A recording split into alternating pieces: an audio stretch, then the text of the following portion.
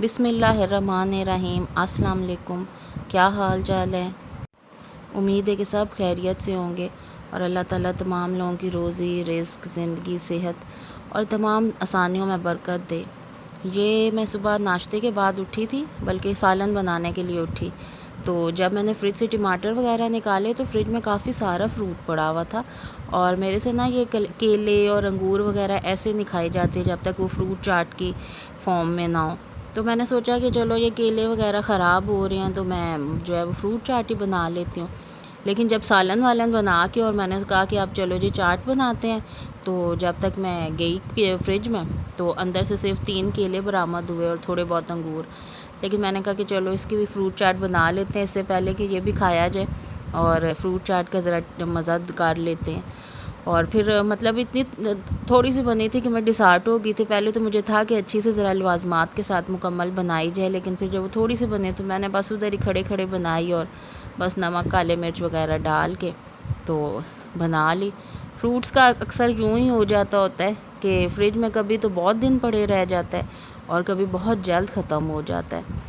और बच्चों वाले घर में तो वैसे ही जो है फ्रूट जल्दी ख़त्म हो जाता है। हमारे घर में बच्चे तो नहीं हैं, लेकिन जो है कि केले वगैरह मेरे मियाँ बहुत ज़्यादा शौक़ से खाते हैं, तो वो आते जाते फ्रिज खोल के केले और अंगूर जिस दिन हों वो घर में खाते रहते हैं। और सेब वगैरह जो है वो बल्कि हमारे घर में बच जाता है।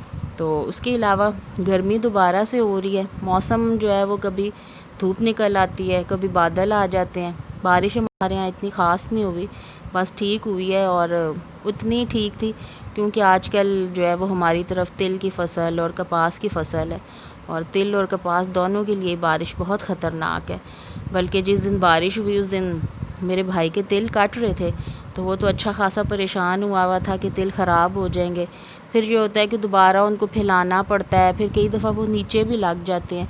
तो यहाँ के लोग मोस्टली मैंने देखा है धूप में ज़्यादा खुश रहते हैं हमारी साइड के लोग, क्योंकि फसलें ठीक रहती हैं।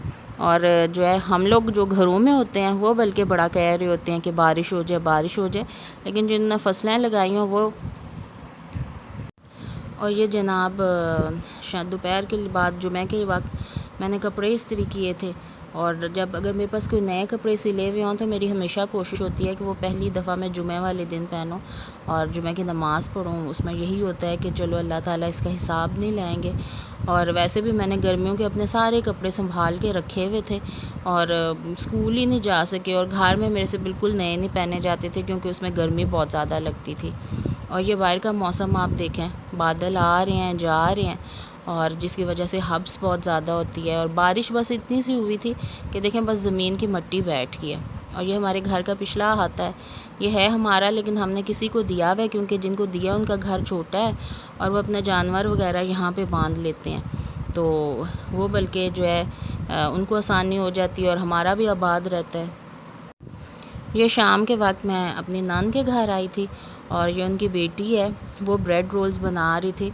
मुझे बहुत ज़्यादा ये बच्चे बुला रहे थे और मेरी दोनों नंदों के बच्चे में से काफ़ी करते हैं, लेकिन जो मेरी छोटी वाली नंद है उनके बच्चे में से बहुत ज़्यादा प्यार करते हैं और बार बार मुझे बुला रहे थे। दूसरा उनके मियाँ भी कुछ बीमार थे तो हम देखने गए, तो वो बच्चे ये शोर मचा रहे थे कि आप शाम के वक्त क्यों आई हैं, आपको दिन को आना चाहिए था।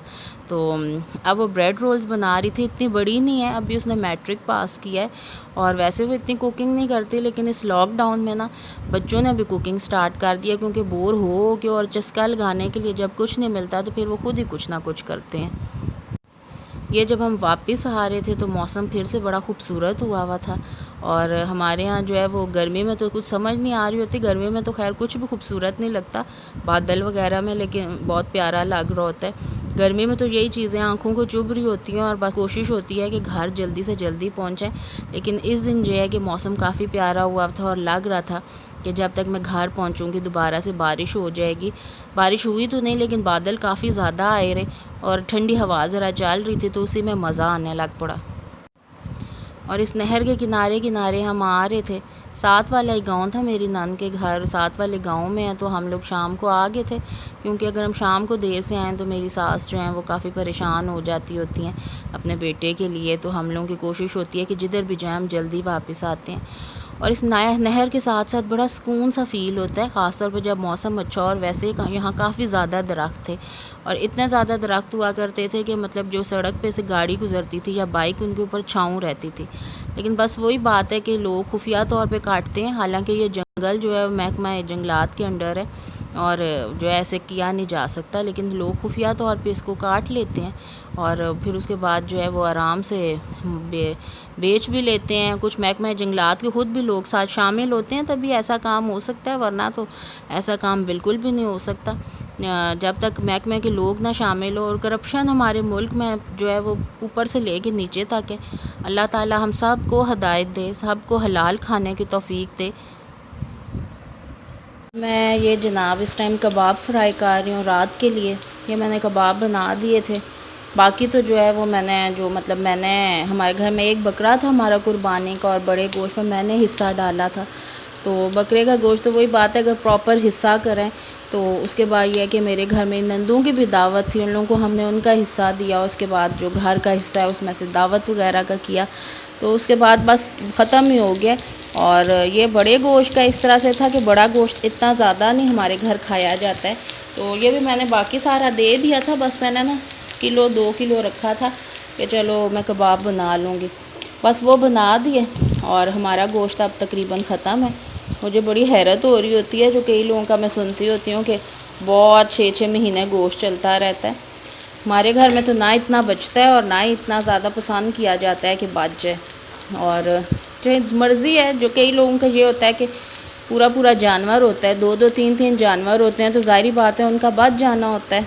हम लोगों का जो है वो इतना सही होता है, तो अच्छी बात होती है। गोश्त जमा करके क्या करना होता है, सारा साल हम खाते भी रहते हैं। और दूसरी बात ये कि लाइट भी आती जाती रहती है। मुझे तो समझ नहीं आती, जो लोग लालच करते हैं तो वो लाइट जाने पे क्या करते होंगे।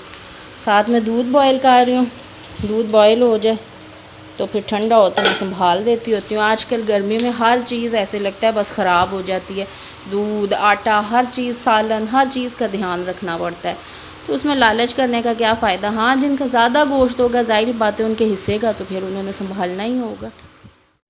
और ये 10 मुहर्रम वाले दिन मैंने सुबह चावल बनाए थे कि बांट दूँगी। चावल जो है वो मैंने काफ़ी ज़्यादा बना लिए थे, देचका मेरा ज़रा छोटा पड़ गया था। मैंने असल में ये लालच की कि जितने ज़्यादा लोग खा सकें, तो अगर देग वगैरह दें तो हम बाहर ही बांट देते होते हैं। तो अभी तक तो देग का कोई प्लान था नहीं, तो मैंने कहा चलो घर ही चावल बनाए जाएँ। इसमें फिर इस तरह से होता है कि कई दफ़ा तो हम बच्चों को ही बुला के खिला देते हैं। और आज मैंने ये कहा कि बच्चे जो हैं वो गर्मी में अभी तो मिलना है कोई नहीं है, तो मैंने अपनी जो मेरे साथ बच्ची है उसको मैंने बोला कि तुम सब के घर में ना देती जाओ, मैं तुम्हें निकाल निकाल के देती जाती हूँ। चावल शायद देचका छोटा हो गया था तो उतने अच्छे खिले नहीं थे जितनी मुझे उम्मीद थी। वैसे ये चावल अच्छे खिल जाते होते हैं, लेकिन देचका छोटा हो जाने की वजह से वैसे नहीं खिले। तो अब मैं उनको परात में निकाल रही थी कि ताकि उसे हवा लगे और वो ज़्यादा नरम ना हो जाए और जो खाएँ उनको ज़रा मज़ा आए। और वैसे भी दोपहर का वक्त था तो मुझे उम्मीद थी कि लोगों को भूख लगी हो, तो वैसे भी अगर हम लोगों को भी कभी एकदम से चावल कहीं बाहर से आ जाए ना तो हमें बड़ा मज़ा आता होता है। और मुझे लगता है कि वो जितने मज़ेदार लग रहे होते हैं जो दूसरे के घर से आते हैं, उतने अपने हाथ के पकाए हुए चाहे आप कितने लवाजमात के साथ, कितने मसालों के साथ पकाएं, वो मज़ा नहीं आता है। आप लोग भी बताइएगा कि जब आप लोगों के घर कहीं से चावल आएँ तो वो आप लोग खुश होते हैं। अब इस पे जो है वो मेरी सास जो है वो ख़त्म वगैरह पढ़ेंगी, जो कुछ हमने पढ़ा हुआ है वो बख्श देंगी। इसी तरह से हम लोग तो करते हैं, साथ फ्रूट वगैरह रख लेते होते हैं। लगे तो मैंने बोला कि चलो घर में भी हम चावल खाएंगे तो मैं थोड़ा सा रायता बना लेती हूँ।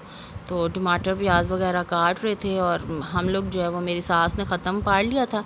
ख़त्म पढ़ने इस तरह से फिर हम सब कुछ बांटते जाते होते हैं। साथ मेरी जो दुआ ख़बार ली जाती है तो साथ जो मेरी बच्ची है उस वो बांटती जाती है। अगर वो ना हो तो मुझे काफ़ी प्रॉब्लम हो जाता होता है, तो उसकी वजह से मुझे आसानी होती है, मैं देती जाती हूँ।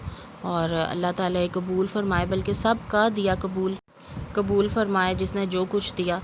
और ये मैं अब उसका वेट कर रही हूँ कि वो कुछ घर से वापस आए तो बाकी घरों में फिर मैं प्लेटें उसके ऊपर रख के दूँ, वो वापस ले जाए। उसके लिए भी रखना है मैंने और उसको भी भिजवाऊँगी, क्योंकि उनके घर में भी ज़ाहिर बात है वो लोग भी गरीब ही हैं और इनके अब्बू भी नहीं हैं, तो इनके घर में तो ज़्यादा हक़ बनता है कि ये लोग लेके जाएँ। उम्मीद करती हूँ कि आपको आज का व्लॉग पसंद आया होगा और अगर पसंद आया तो लाइक ज़रूर कीजिएगा। और अल्लाह ताला सबको खैर खैरियत से रखे। इसके साथ ही अल्लाह हाफ़िज़।